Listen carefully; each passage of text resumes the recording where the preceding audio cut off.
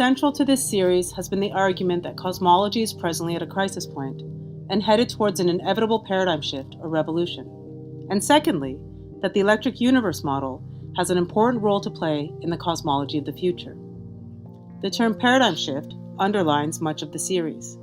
It was made popular through Thomas Kuhn's seminal work, The Structure of Scientific Revolutions. Since the publication of this book in 1962, there has been much misunderstanding and/or misrepresentation of its overall thesis.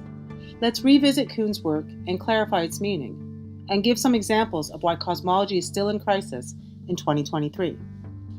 It is important to note that Kuhn did not set out to write the book that he eventually ended up with.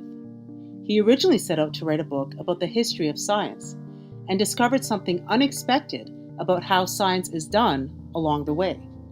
In the process of exploring the history of scientific change, Kuhn discovered that predominant or institutionalized science operates much differently than how we've been led to believe it does.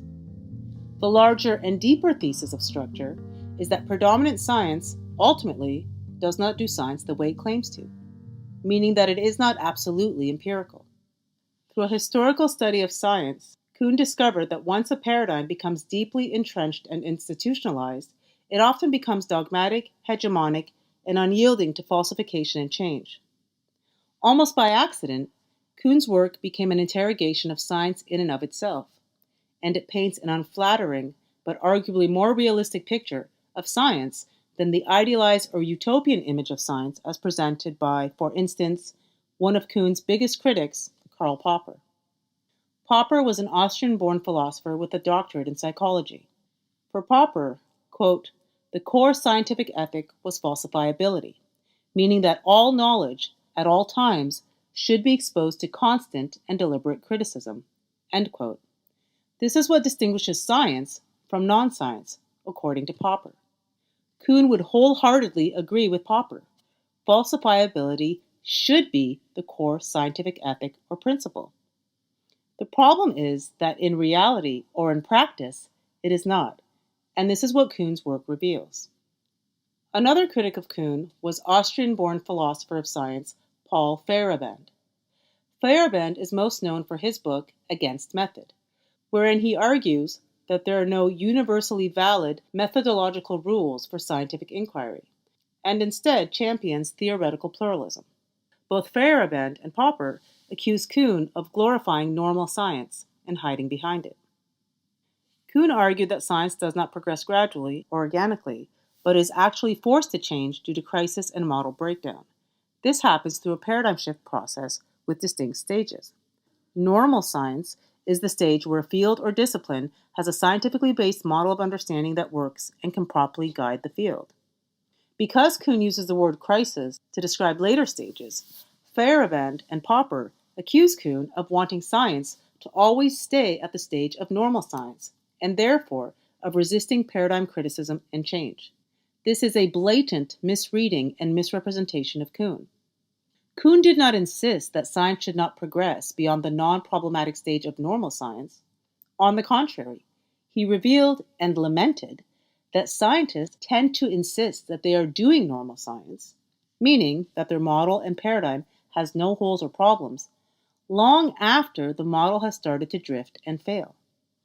His book Structure problematizes the fact that in practice, predominant science attempts to force a model to stay at the normal stage, meaning business as usual, despite mounting anomalies and contradictions that the model cannot adequately address. This is especially true in the field of cosmology. As the esteemed philosopher of science Ian Hacking points out in his introductory essay to the 2012 edition of Kuhn's book, Big Bang cosmology is, quote, full of outstanding problems pursued as normal science, end quote. This is the crux of the problem, and this is why Kuhn's work is indispensable for any critical analysis of the present state of cosmology.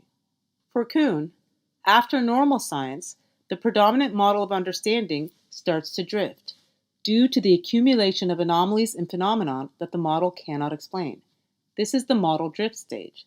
At this stage, rather than address the problems directly and re-examine their premises and assumptions, Kuhn found that scientists working within a predominant model focus on patching the model up and attempting to manage the problem. This process of perpetual patchwork actually creates more problems and more contradictions, and eventually leads to crisis and model breakdown. This is where standard cosmology presently finds itself, at the stage of model crisis and model breakdown. Contemporary cosmology is still in deep crisis, and the awareness of this crisis is increasing every day. Mainstream cosmologists even openly use the word crisis to describe their present reality. And mainstream media is full of headlines that suggest that cosmology is in deep trouble.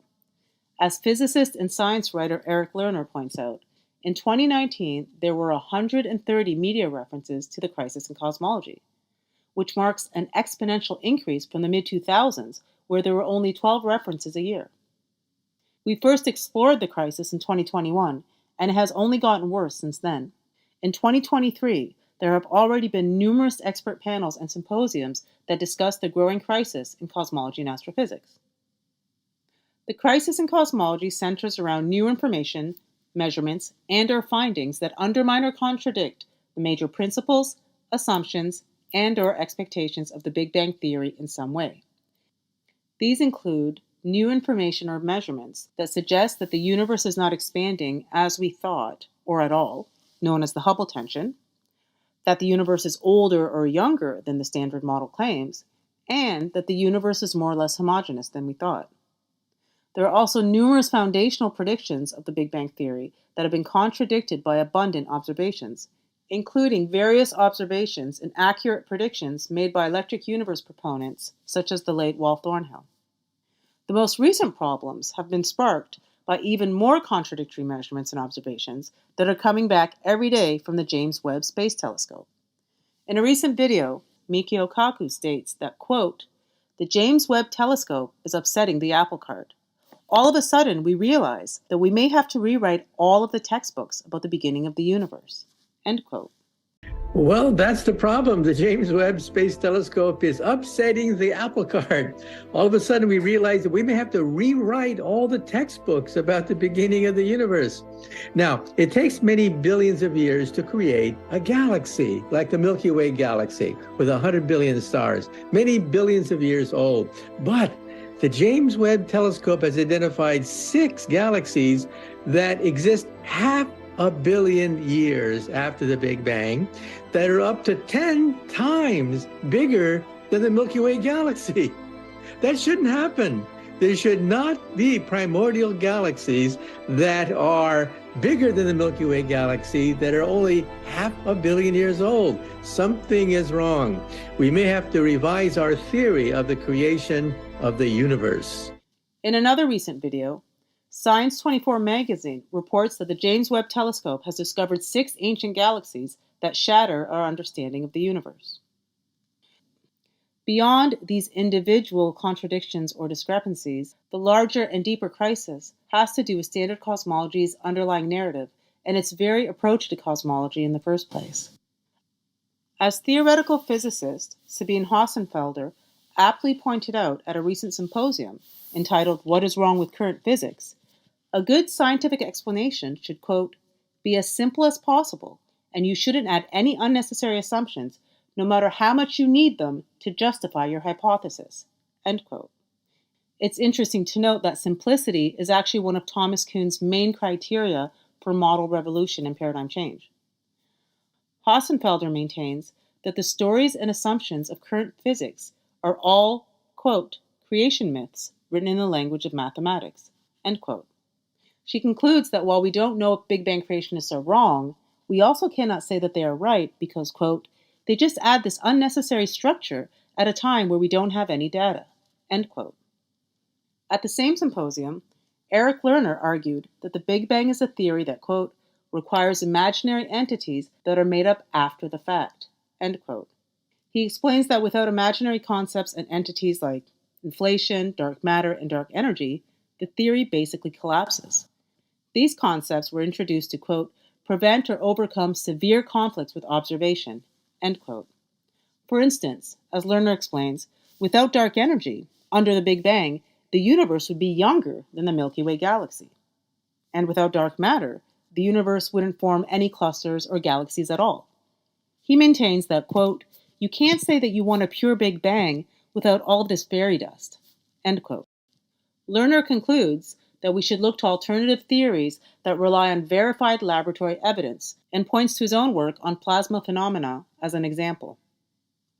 In a very recent symposium entitled Beyond the Darkness, Dark Matter, a Baseless Hypothesis, scientist and professor John Joe McFadden points out, quote, "Decades of searching have so far revealed exactly 0 dark matter particles, and now some cosmologists are starting to look for alternative models of the universe that don't posit dark matter," end quote.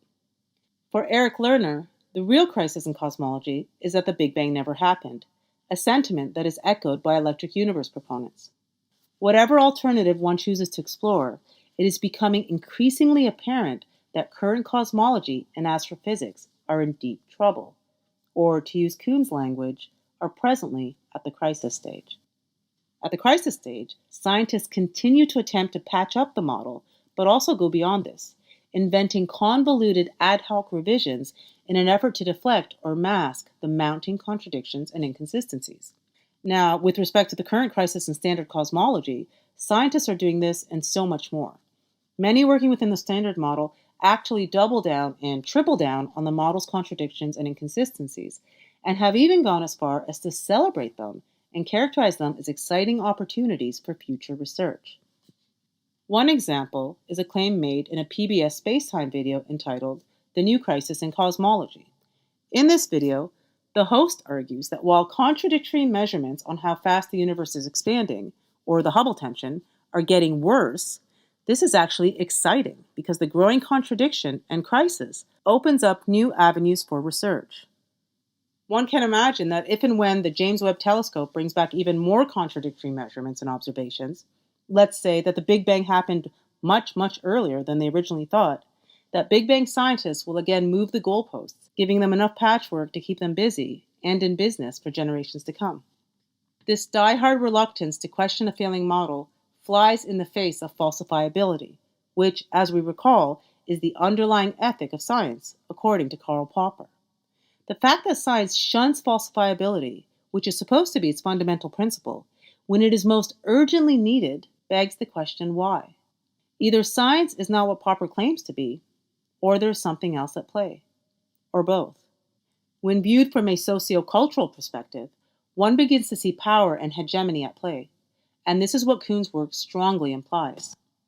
What begins to emerge at the crisis stage is the idea that institutionalized and entrenched scientific models, and those working within them, tend to become more concerned with not relinquishing power and self-preservation than empirical observation and problem-solving, or the pursuit of truth and new knowledge. The main takeaway from Kuhn's work, and from the present state of cosmology, is that entrenched or institutionalized science does not do, or is not willing to do, what it claims to do.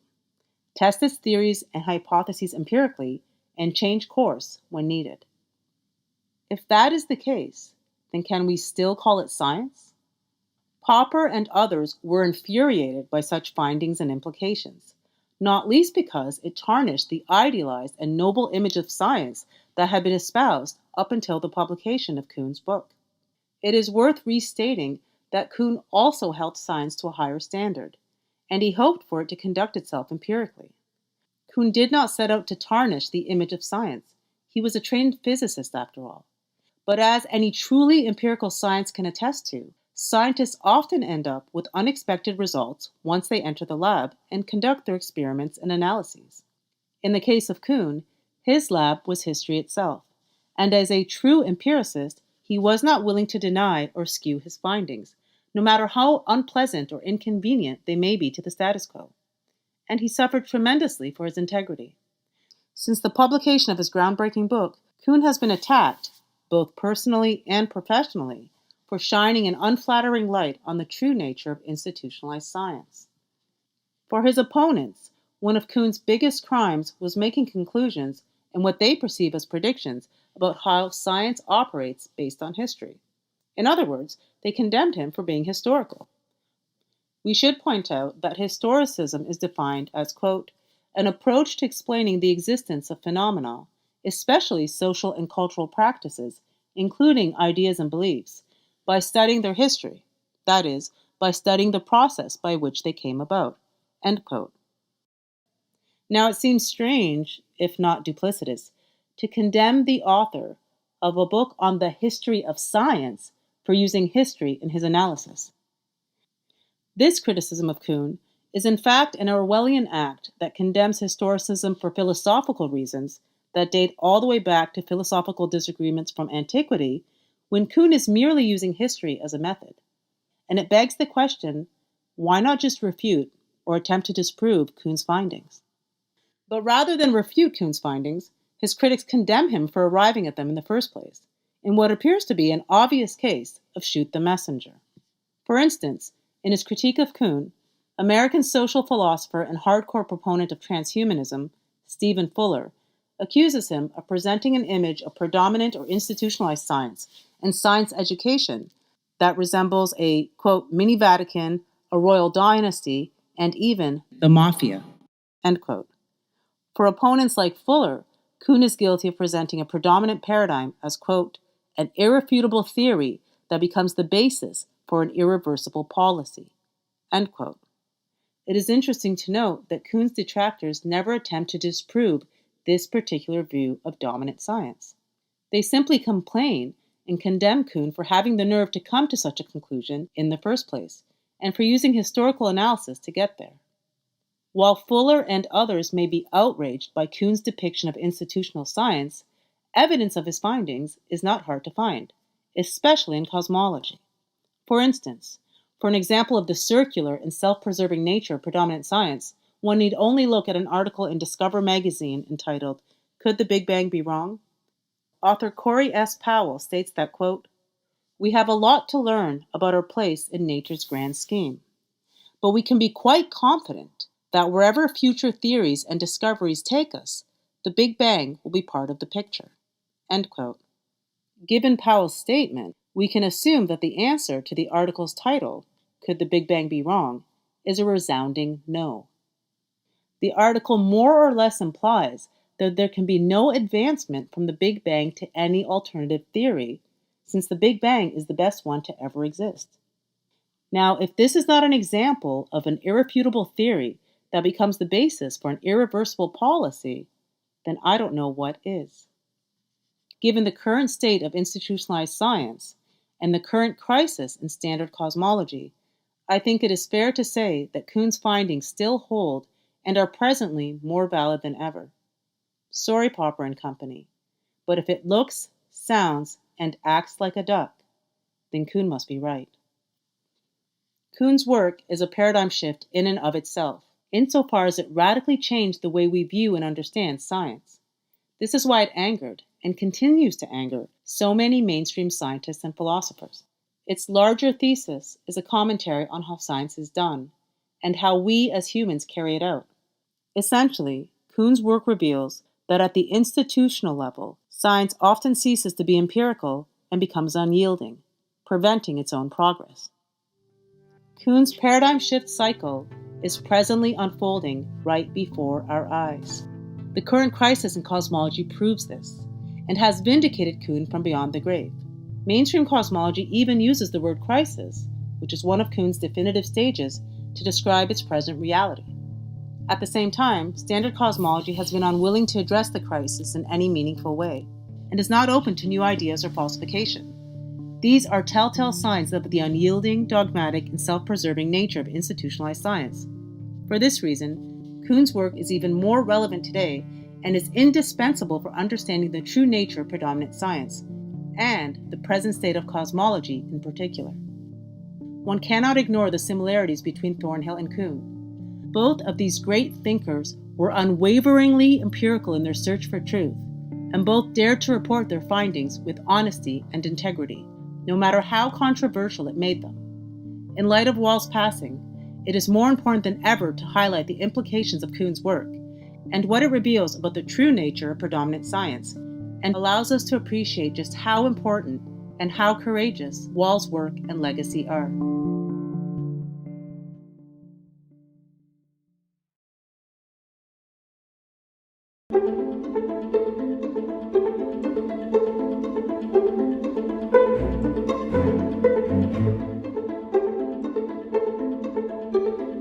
Goodbye.